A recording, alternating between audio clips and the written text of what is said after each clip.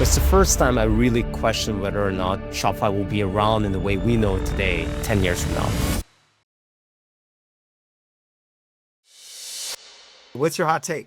I'm on Mentor Pass. I mentor a bunch of young people in the D2C ecosystem. And there was in particular two of them that came to Hong Kong. They came to my event and they were sharing with me this new supplement brand that had just spun up. And I was just like, wow, this is amazing. I was going to the website. It was so fast and it was multilingual and everything was customized according to each local market. And I was just like, how the hell did you pull this off in such a short amount of time? And they told me it was completely off Shopify. So the hot take is that this is the first time for me, having been on Shopify for 13 plus years, that I'm seeing Shopify be in the crosshairs. But it's the first time I really question whether or not Shopify will be around in the way we know it today 10 years from now. Completely dominant for non-Amazon, being able to charge higher fees for Shopify Plus. I think a lot of their pricing power has gone away. So it's my first real bear case on Shopify in a long time.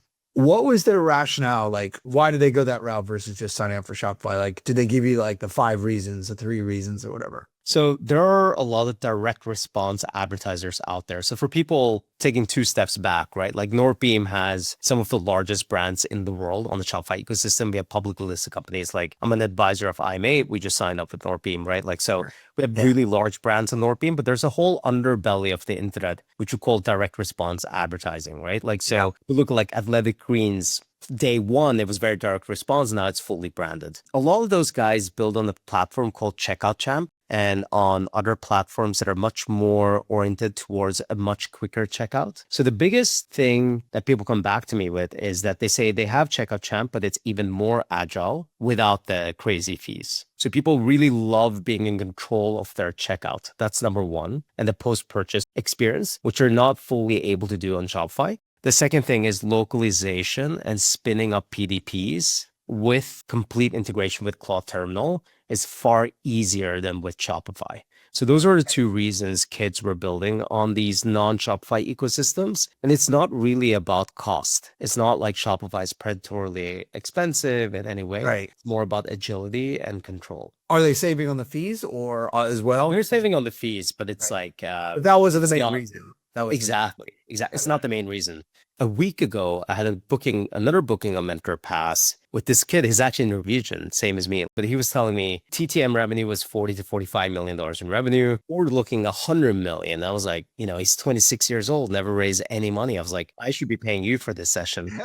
So much I can learn from you. But yeah, full stack AI, 0 Shopify. And the rationale was I'm launching 100 products per month. Creating PDPs with an AI first approach is so much easier on a non-Shopify ecosystem. And he was building on something called Next Wave, I believe, or something along those lines. Really, really surprised when I saw these 2 things. Fairly large brands doing monster numbers. And I think it's going to become the new norm. So my hot take is Shopify is under fire. If you want to build an AI first organization and you're starting up, and he had like 30 employees, all virtual assistants, very direct response, and you want to be really AI first, it's really hard to do that on Shopify because it's built for humans first, right? Like the whole backend and everything. So I was just saying, like, if I scrapped all of that legacy issues that I had and went very AI first, it would be much easier to build off Shopify. Obviously, I think branding was not like a main concern. They don't think about omni-channel. Like I'm thinking about opening retail stores. That would be very hard to do off Shopify. But there's a whole segment of the market where I see that Shopify caters to now that's legitimately under attack. Well, thanks so much for the hot take, Roman. I'll see you soon, okay? Awesome. If you enjoyed this podcast and want more marketing hot takes, don't forget to like, subscribe, and hit the bell icon to avoid missing any future videos.